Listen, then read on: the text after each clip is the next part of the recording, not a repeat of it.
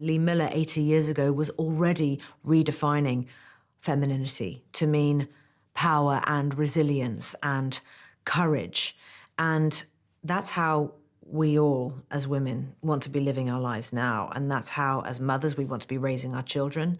And it's how we want to be as friends to our other female friends.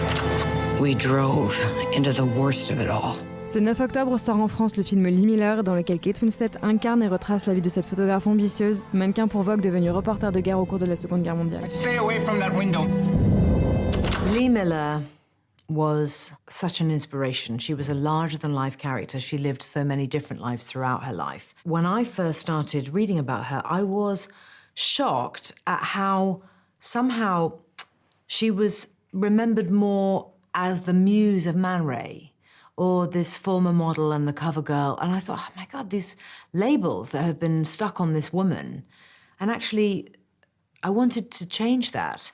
I was hoping that maybe by telling her story and celebrating her achievements and upholding her legacy, that maybe people might even discover Lee Miller for the first time ever and would truly know about Lee as a middle-aged woman who fought for the right to go to the front line and to document the hidden truth of the atrocities of the Nazi regime, the courage that it took her to do that, and how important those images remain historically today. And how did you prepare to embody such a complex character as Lee Miller's? Like, she is both heroic and vulnerable, even flawed sometimes. Yes. How did you prepare for that?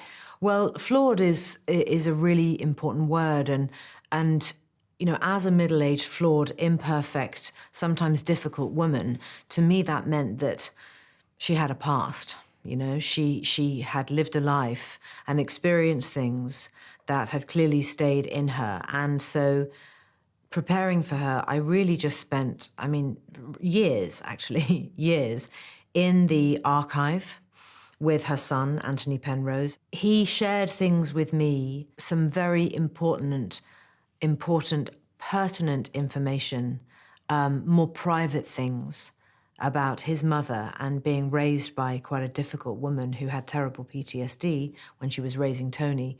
He shared those things, and those things had the most impact on me and some of the choices that I was able to make in bringing her to life. How did you try to understand personally who she was as a woman? So in the archive, there are a number of incredible artifacts, but there are letters, boxes and boxes of letters, between her and Audrey Withers, between her and Roland, between her and her family. And those things really gave me the insight to who she was and what she was experiencing, because her heart and soul is on those pages. And obviously I had her camera, I had her camera kit, I had everything. So our camera, this one right here, is a replica of Lee's real camera, an exact replica.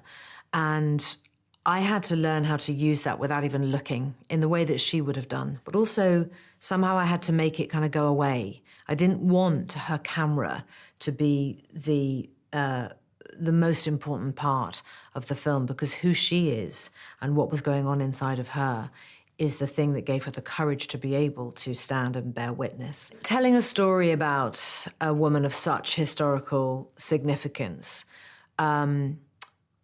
it means so much. It's a huge responsibility.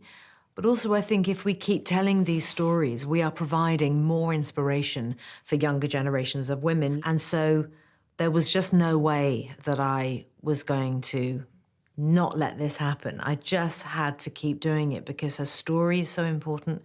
Who she was so powerful and inspirational. And we want to be inspired by other great women. And so I just had to do it.